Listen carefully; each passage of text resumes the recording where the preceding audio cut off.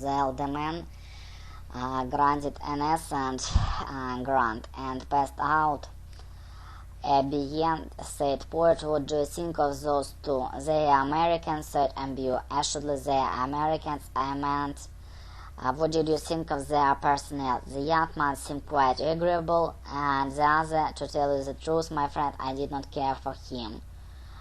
He produced me an unpleasant impression. To produce pleasant and you personally agreeable impression.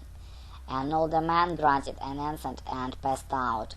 Bien, said poet, what do you think of those two? The Americans, said book, you assuredly the Americans, I meant, what did you think of their personnel? The young man seemed quite able, and other, to tell you the truth, my friend, I did not care for him. He produced me an unpleasant impression, and you, Hercule Poirot, was a moment replying. When he passed me in a restaurant, he said at last, I had a curious impression. It was a sort of wild animal, animal savage, but a savage,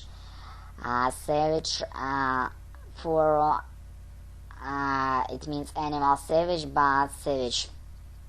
You understand.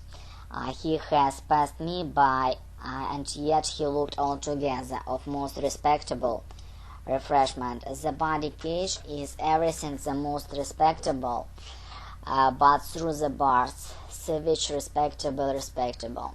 Hercule Poirot was moment in replying. When he passed me in the restaurant, I had a curious impression. It was so as wild animal, an animal savage, but savage, you understand, but passed me by, and yet he looked altogether of almost respectable. Precisement, the body, the cage is everything the most respectable. Through the bar, the wild animal looks out.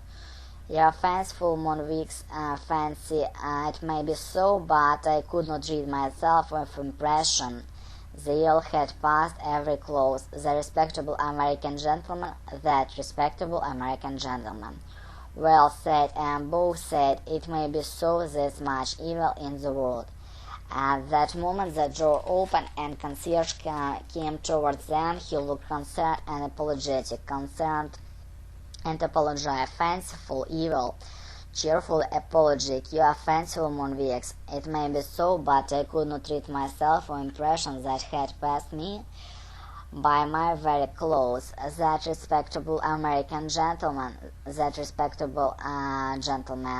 and then, extraordinary, Monseigneur, he said to Poirot, this is not one first-class sleeping berth to be had on the train. Command, cried Ambogue to cry. At the time of this year, without doubt, there is some party of journalists, of politicians. I don't know, sir, said the concierge, turning to him respectively. But that's how it is. Extraordinary bad journalist politician. Репетитор по скайпу, Smart Teacher 197.